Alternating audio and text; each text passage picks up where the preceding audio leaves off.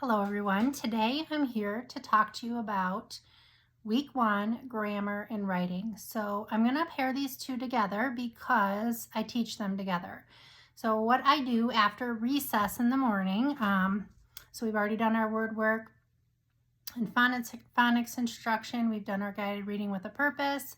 We have a snack and recess, and we come back in, we do grammar and writing.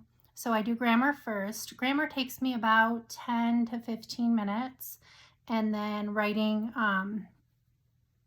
is another like 20 to 30 minutes.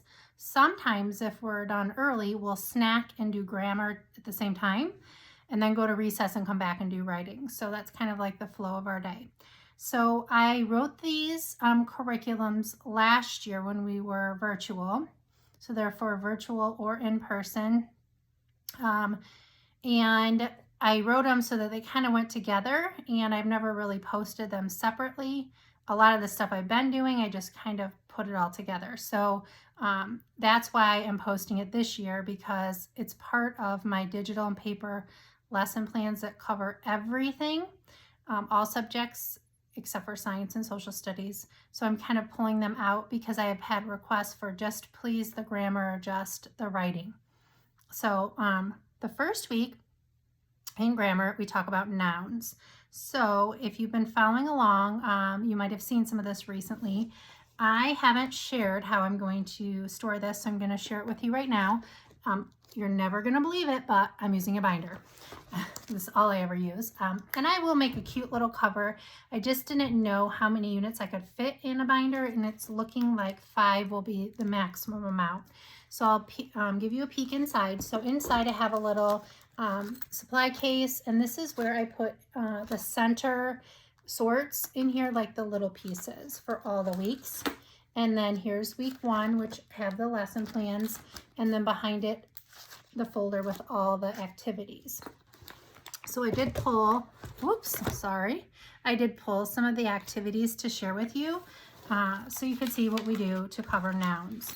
So there is a song, of course, a poster, and then my little song. So we glue that in our marble book, the half sheet, and we sing the noun song. During the week, we do a lot of digital slides on my smartboard, and then we just practice together. They're like practice slides, the we do part, and then I send them on their own to do some on their own. We make a list of things, places, people, so we learn about making a list. There's a sort that we do with pictures, and the very last day I do this little review, and we bubble in person, place, or thing to see if they can identify the nouns. So there's also a little center activity where I just printed these on color paper, and they take the cards and they sort them.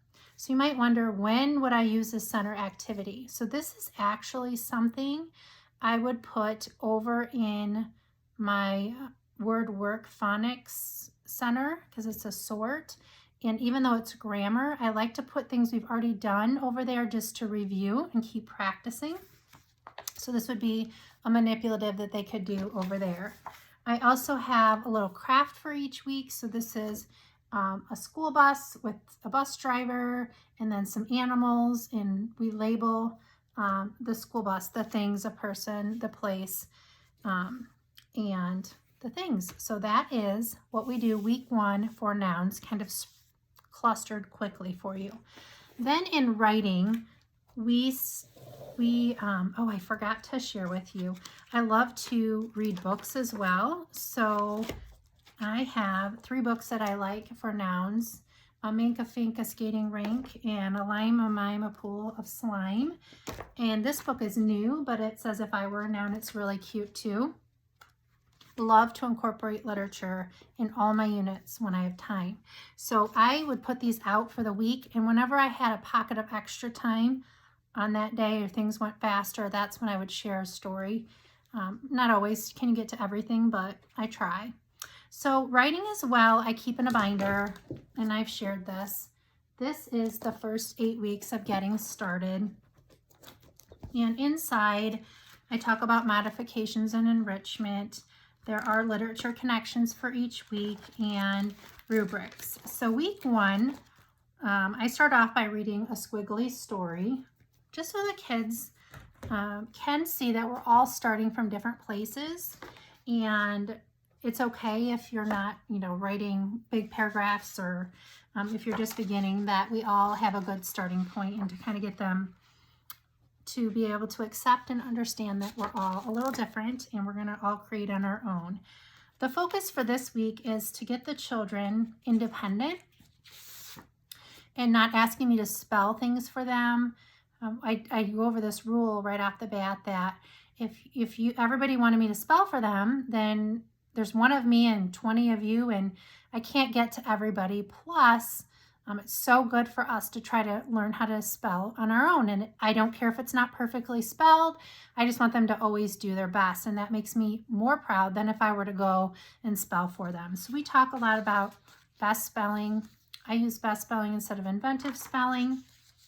And then here's where the grammar and the writing kind of tie in for the week. So we talk about labeling a picture, and I love to share the Everything book with my kids.